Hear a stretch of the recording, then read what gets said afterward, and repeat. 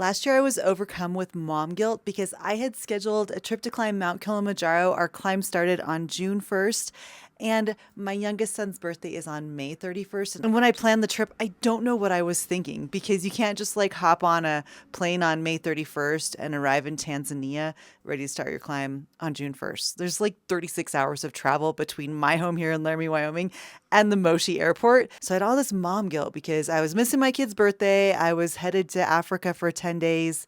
It was intense. And I'd kind of forgotten about that feeling until a few days ago when I was watching Dixie over at Homemade Wanderlust. She has an amazing YouTube channel. If you haven't checked it out, you should check it out. But she is this incredible YouTuber. She goes on all of these adventures, but she had a baby 6 months ago. And she's now like getting back to backpacking and back to going on adventures. And there's this point in her most recent video about being on the Arizona Trail where she just kind of breaks down in her tent at night. And she talks about this mom guilt that she's feeling for leaving her 6-month-old baby with her mom while she's out on a backpacking trip. As I was watching this video, I cried alongside Dixie because that is a feeling that is so raw and so personal and so vulnerable, and also an emotion and a feeling that every single mother out there has probably felt at some point or another. And today I just want to talk a little bit about mom guilt as it pertains to outdoor adventure. I think a lot of times we think about mom guilt as I'm going back to work for the first time after having my baby, and now I have some guilt because when I'm at work, I'm thinking about my baby. And when I'm at home with my baby, I'm thinking about what I need to be doing at work. And while we could agree that Dixie's job is a content creator, and so her getting back on the trail for this backpacking trip after having her baby is her, in a sense, going back to work. I think it's so much deeper than that. I grew up with this myth that I had to be this mom that was fully present with my children all the time, this mom that kept a perfectly tidy home, this mom that prepared healthy and delicious nutritious meals for my family, this mom that had to serve in my community and volunteer and be present, and also this idea that I could do all of those things and still have a very successful career. And I don't think that that messaging that we're constantly getting is all that uncommon. We are supposed to be these super women that can just throw our capes on and do everything, be everything for everybody. We're supposed to be able to do it all and look really good trying. I don't know why in 2025 this messaging is still so common, but it exists. It's not just something that I've had to deal with, but my mom has had to deal with. And I'm sure my grandma had to deal with it in a much different context. There's this myth of the ideal mother, the perfect mother, and it just doesn't exist. And when we try to be everything to everyone, we get burned out, exhausted, stressed out, overwhelmed, frustrated. Then we're grumpy with our boss and our coworkers. Then we're grumpy with our partner and our children. And it's just a recipe for disaster. Here's how I have redefined the thought of mom guilt in my own life. And I'm going to tell you a story in just a few minutes about how I've navigated mom guilt and how it's done like a complete circle in my life. But first, I think it's really important to redefine adventure as something that is not indulgent and selfish, but as something that is essential to our self-care. A lot of women think like, oh, if I go get a pedicure or if I get a massage, that's kind of indulgent, but that is really important for my self-care. And I agree with that. But I also think that it's important to put your boots on and go on a really, really, really hard hike without your children just to show yourself that you can do it and that you're still a badass. I think it's important to book that trip and to take that adventure trip with your friends or with your partner and leave your kids at home with someone else who loves them, because there's a lot of people who love our children besides just us. Grandparents, aunts and uncles, siblings, family members, even some friends. I even love some of my friends' children, and I would happily invite them to my home for a weekend so that their busy, stressed out mom could get outside and go on an adventure. When we reframe adventure as self-care instead of being indulgent, then we can show up and we can be more present for our children and our partners. We can be more patient because of the lessons that we learn about ourselves when we're on these epic adventures. And I think it brings a lot of joy and playfulness into our lives. When I was young, I wasn't sure that I wanted to have children. And it wasn't until after 2 deployments to Iraq when I realized that I wanted to be a mother. When I was pregnant, I was able to look back at all of the experiences and adventures that I had been on, from going to college in Canada, being an elite athlete and training and traveling all over the world for my sport, from being in the military and serving. I had collected this memory book of really epic adventures. And after my oldest child was born, I was able to sit down and talk to him and tell him my own adventure stories rather than just reading somebody else's adventure stories in books. And from an early age, I was able to show my children that you're capable of going on adventures and that adventures should be part of your lifestyle. And adventure is one of our personal family values. But that all started with having this whole bank of adventure stories that I could tell my children to show them that adventure is possible. Isn't it great to be able to show your children what they can do?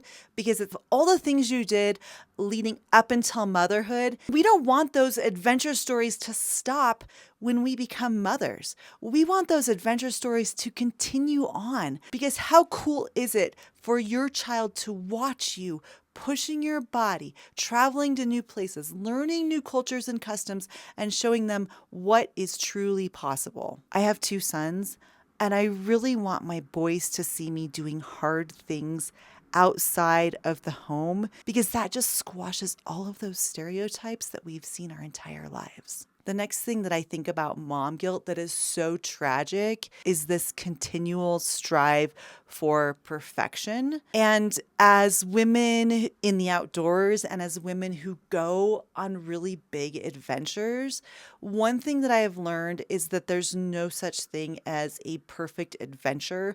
The weather is never going to be perfect. Your gear is never going to be perfect. The trail conditions are never going to be perfect. And so we know that whenever we step out the door to go on that adventure, we can just set aside perfection, because that is not going to happen.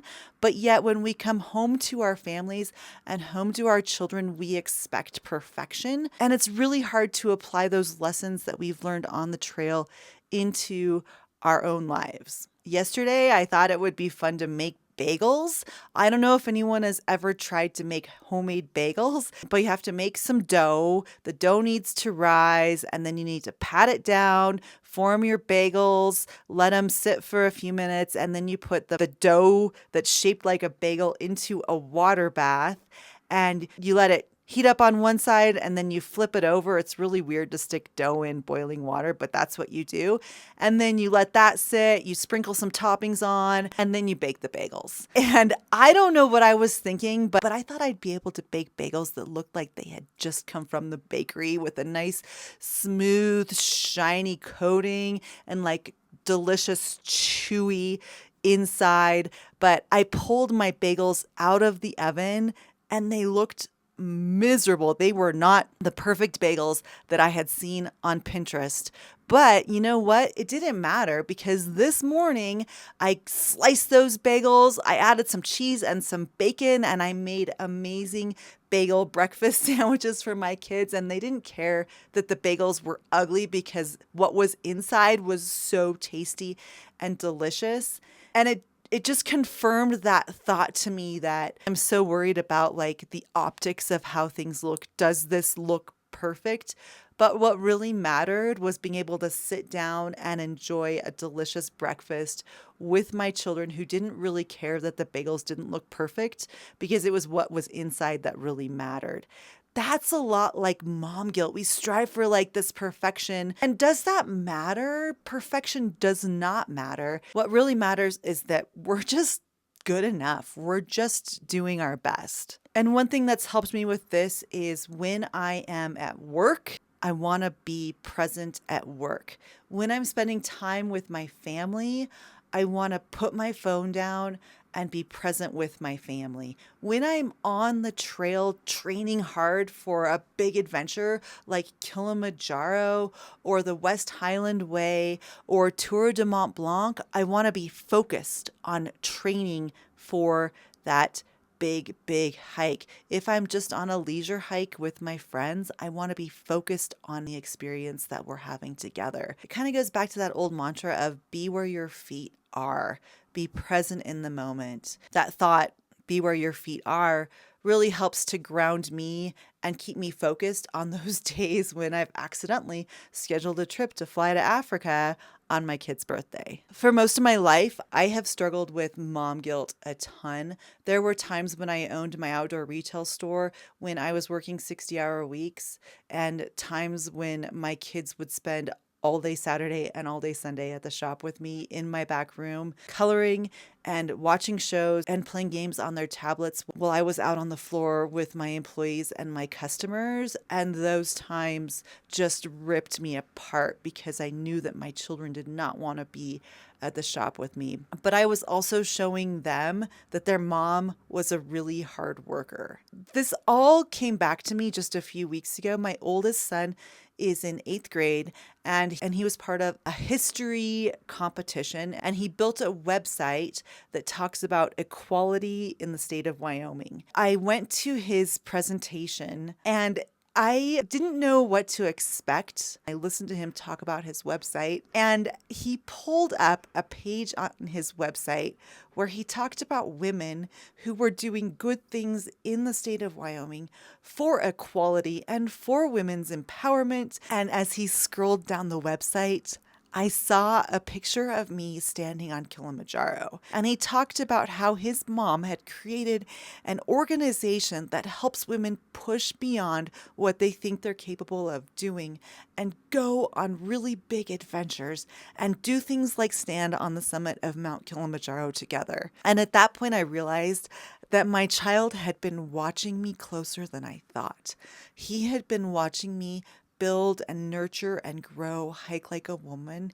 He has seen the impact that Hike Like a Woman has had on the lives of so many women. A community has then emerged and blossomed and grown, all because I started a little mommy blog called Hike Like a Woman over a decade ago and talked about getting outside with my children. So when we're feeling overwhelmed with mom guilt, just remember that our kids are watching and they're so proud of what we're doing. So when you're feeling overwhelmed with mom guilt, especially when you have babies and toddlers, just know that our children are watching, and someday you're going to have a full circle moment too when you'll be able to realize that it's all okay and you did not mess up your children by putting a few adventures on the calendar. Thanks so much for hanging out with me today. Now go check out these videos.